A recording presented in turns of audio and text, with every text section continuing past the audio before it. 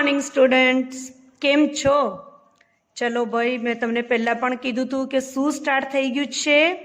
Last month, આપણે December month start થઈ ગયું છે. કોરોનાનું કહેર મને લાગે છે કે ધીરે ધીરે આ 19 તારીખ સુધીમાં પતી જવું જોઈએ. તમારા બધાને દુઆ કરવાની, ભગવાનને આગળ પ્રાર્થના કરવાની.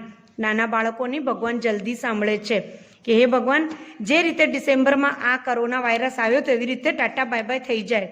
ઓકે, અને તમે લોકો ફરીથી સ્કૂલ આવતા થઈ જાઓ. અને સ્કૂલ આવો તો કેવી મજા પડે ને. તો ચલો, આજે આપણે આ લાસ્ટ મંથના લાસ્ટ ફેસ્ટિવલ શું છે? ક્રિસમસ. તો ક્રિસમસને લાગતા આપણે ડ્રોઈંગ પણ શીખી હતી, હવે કંઈક ક્રાફ્ટ પણ શીખીએ. તો ક્રિસમસમાં આપણે લાઇટિંગને બધું કરતા હોઈએ છીએ, તો હું તમને લાઇટિંગ શીખવાડું છું. આવી રીતે આપણે આ લાઇટિંગના બલ્બ ઉપર હેંગ કરી શકાય છે. આવા હેંગિંગ બનાવવાના છે જે લાઇટના બલ્બને કવર કરે. જુઓ, જોયા? હા, અમે લોકો બનાવ્યા છે. હવે તમને પણ આવી રીતે હું બનાવતા શીખવાડું છું. ઓકે, તો ચલો આપણે સ્ટાર્ટ કરીએ છીએ. આ લેમ્પ બનાવવા માટે તમારે પેપર જોઈએ છે, પછી પિન જોઈએ છે, સ્કેલ જોઈએ અને સ્ટેપલર. ઓકે, અને એને ડેકોરેટ કરવું તો આવી રીતે કોઈ મલ્ટી પેપર પણ તમે લઈ શકો તમારા મનપસંદનું. તો સ્ટુડન્ટ, સૌથી પહેલાં આપણે શું કરીશું, એક પેપરને આમ લંબાઈ પ્રમાણે લેવાનું છે, આપણે સ્ક્વેર નથી લેવાનું. અને પેપરને વચ્ચેથી ફોલ્ડ કરી દો. આ વચ્ચેથી ફોલ્ડ થઈ જાય એના પછી આપણે આની પણ વચ્ચોવચ્ચ સેન્ટરમાં એક નાની લાઇટ એક લીટી ડ્રો કરવાની છે. આવી રીતે આ ડ્રો કર્યા પછી શું કરીશું, આપણે કટ કરીશું અહીં સુધી.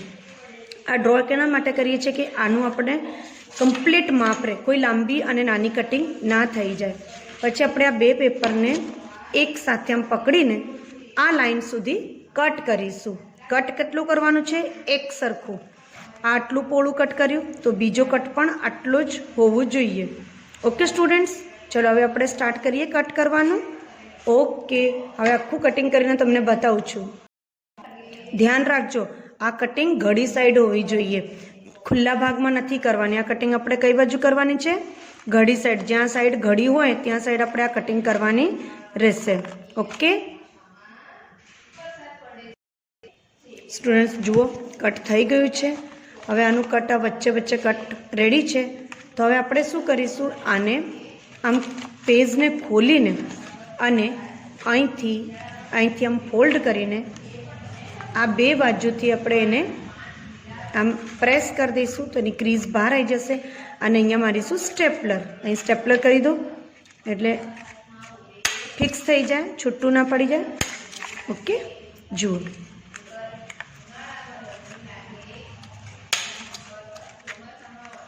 ઓકે, ચાલ, હવે આપણી એક લાઇટિંગ લેમ્પ તૈયાર થઈ ગયું છે. સ્ટુડન્ટ જુઓ, એક આપણી લાઇટિંગ તૈયાર થઈ ગઈ છે. હવે આ બીજી લાઇટિંગ તૈયાર કરવાની છે. આના સાઇઝથી સેજ મોટા કટ લીધા છે, તો એક નાનું અને એક મોટું બનશે એવી રીતે. તો તમારે કટ જે છે તમારા હિસાબથી લેવાના છે અને તમે મલ્ટીપેપર પણ એનામાં યુઝ કરી શકો છો. ઓકે, હવે આવી રીતે એક વખત દબાઈ દો તો આની ક્રીઝ સારી બને છે. આવી રીતે ખ્યાલ આવી ગયો? આ જોવામાં મોટું લાગે છે ને સ્ટુડન્ટ્સ? બે સાઈડ પિન કરીને હવે આપણે બનાવીશું એનામાં થોડી ડેકોરેશન કરવા માટેની ઝાલર. તો ઝાલર કઈ રીતે બનાવવાની છે? જુઓ, આ પેપરને આટલી સ્ક્વેર પટ્ટીઓ કટિંગ કરી લીધી છે અને પછી આપણે એને પણ આવી રીતે કટ કરી લેવાનું છે. હવે ઘડી વાળવાની છે અને ઘડી વાળ્યા પછી જો એક સરખી ઘડી વાળજો એટલે તમારું કટિંગ એક સરખું આવે.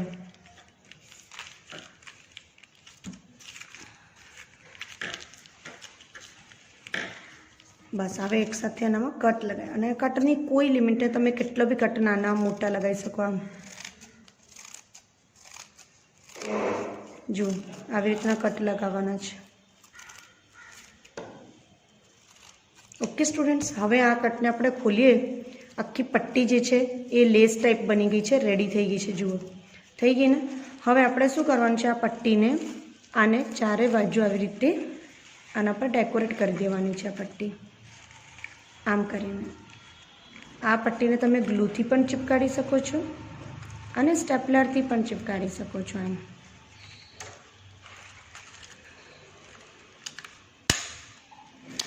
જો થઈ ગઈ ને? હેંગિંગ લાઇન્સ તૈયાર. હવે આ પટ્ટીને થોડું આમ હાથથી બહાર સાઈડ જરીક આમ લઈ લો.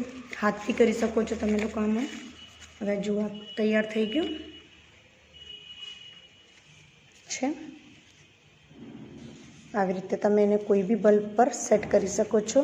કેન્ડલ ચાલતી હોય આપણી જોડે તો તમે એને લાઇટિંગવાળા કેન્ડલના બહાર પણ આવી રીતે યુઝ કરી શકો છો. કોઈ બોટલ ગ્લાસની આજુબાજુ આવી રીતે કોઈ નાનો દીવો મૂકેલું હોય તો દીવાની ઉપર પણ તમે આને આવી રીતે દીવો મૂકીને આજુબાજુ એને આમ કરીને તમે મૂકી શકો છો.